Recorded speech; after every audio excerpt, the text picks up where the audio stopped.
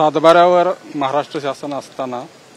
आणि योग्य त्या परवानग्या न घेता डॉक्युमेंट केलेलं आहे ह्या संदर्भातली कंप्लेंट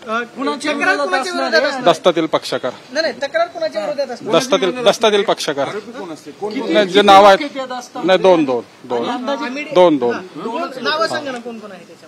ते एक अमेडिया कंपनी एक आहे आणि एक तेजवानी म्हणून आहे शीतल तेजवानी कंपनी कोणावरती नाही जे कोणी त्या दस्ता पाटील नाही ते पाटील पण आमच्या दस्ताला एकच नाव आहे पाटील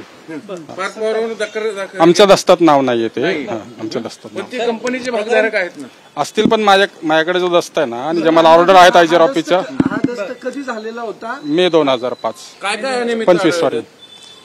त्यामध्ये ते महाराष्ट्र शासनाचा सातबारा असताना सुद्धा त्याच्या योग्य परवानग्या घेतलेल्या नाहीत असं दिसून आलेलं आहे पहिला महत्वाचा मुद्दा याच्यामध्ये फौजदारी कारवाई करावी म्हणजे नक्की काय करावं नाही आता आम्ही नाही ते आता माझा विषय नाही मी फक्त डिपार्टमेंटच्या वतीनं कंप्लेंट लॉन्च करणार आहे फसवणूक झाली आहे आणि सगळी स्टॅम्प ड्युटी त्यावेळेस काय भरली नव्हती काय सगळी प्रक्रिया होती काय त्या संदर्भात माहिती मिळाली आपण माहिती घेतली हो स्टॅम्प ड्युटी साधारण 21 कोटी अपेक्षित आहे त्याला त्यात 2 टप्प्यात एक 5% आणि 2% 5% एक लेटर ऑफ इंटेंट आहे त्याच्याबद्दल आयजीआर ऑफिसनी समिती नेमली पण 2% तर भरायलाच पाहिजे जी 6 कोटी होती 6 कोटीचं तर नक्की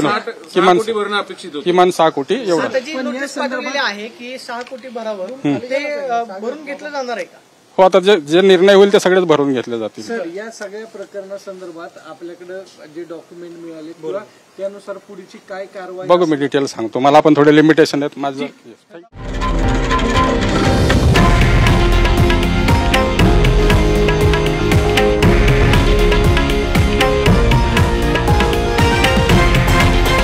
हे आहे देशातील नंबर 1 न्यूज नेटवर्क आणि आपण पाहत आहात TV9 मराठी